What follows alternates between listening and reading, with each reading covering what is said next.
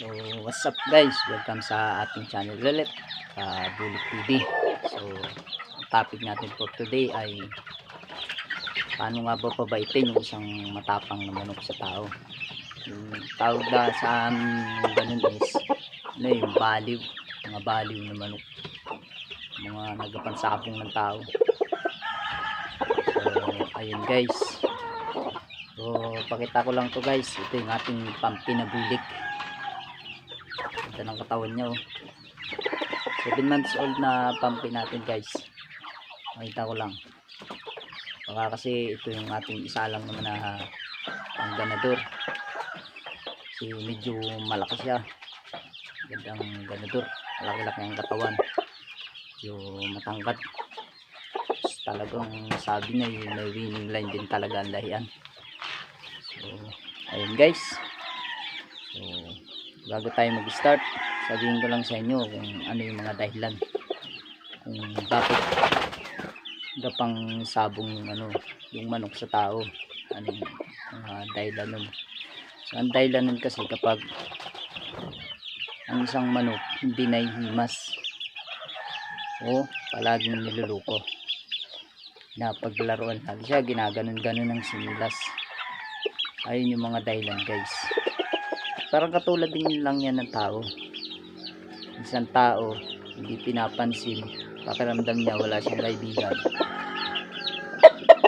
siya ay parang suplado. Kapag siya na may laging niluluko, binbuli, siya ay mainitin ang ulo. So ayun guys, yun yung mga possible na dahilan. Hindi siya nahihimas,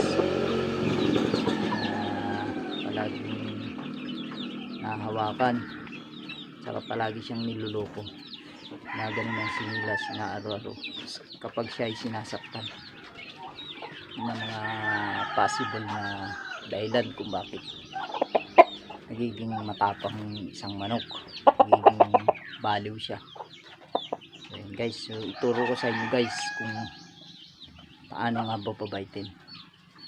So sa ngayon guys, kasi wala tayong matapang na manok, mga baliw. Kasi yung mga nakaraang buwan, meron tayong dalawang baliw na manok. Grabing tapang nila ng mga nakuha ko sila. Sa kaswertehan din naman, bago sila nawala, nagpanalo muna sila. Bali yung isa ay naka 3 times winner, isa ay 4 times winner, namatay na lang sa panalo. Talagang patapang yun, ulpong pansapong na talaga guys. So ito na guys, start na tayo. So, sa isang manok kasing baliw, unang-una, paraan na gawin mo, lagi mo siyang himasin siya, katulad nito. Ito, himasin mo lang siya araw, himasin mo yung kanyang tainong ganito, hawakan mo, kasi nakikiliti sila dito yan.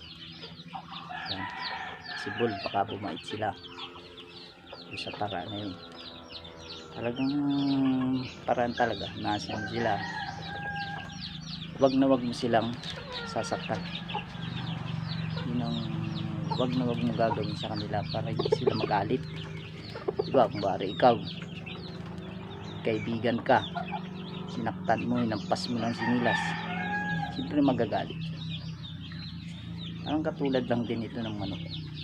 Pag ang manok mo, ramdam ng manok kasi pag tinturing mo siyang kasama, hindi ka niya sasaktan, napapaluin, butang mo lang, try turing mo siyang kasama, nasin mo siya palagi kapag may time siya. Kapag may time ka, nasin mo siya palagi. Ito, nasin mo siya. Parang mailap lang din na manok to mailap na manok na hindi nahihimas. Mailap siya, hindi mo siya maawa. Kapag matapang manok mo, baliw, try mo, hawakan mo palagi, huwag mo siyang sasaktan, turing mo siyang kasama, sulit yun. Talagang epektibo talaga. Kasi talaga nung nakaraan, 2 manok yung nakuha sa Pinamalayan, mga hats ang lahat niya, tsaka hats yung isa, tapos yung isa white chocolate. Yung una talaga sabi ni kagat talaga siya maigi dito, palo-palo, hindi ko talaga mahawakan, talagang lalapit ka pa lang, talagang tulpi na talaga. Yun lang ginawa ko guys, lagi ko silang hinihimas, tinuturing ko silang kasama. Kasi doon sa pinagkuhaan ko lagi yung nilulo ko, ginaganon daw na sinilas na paglaruan mga bata, nagisa ng damit, kaya naging ganun sila. Yung awa naman napapunta sa akin is napabait ko naman sila, nagpanalo din ba.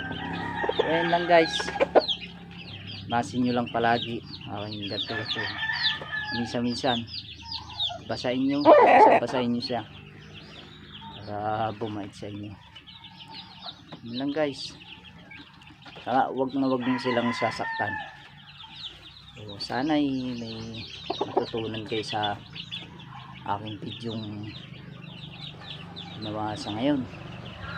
Hindi ka pa nakaka-subscribe, subscribe ka na, hit button para updated ka sa ating video i-upload.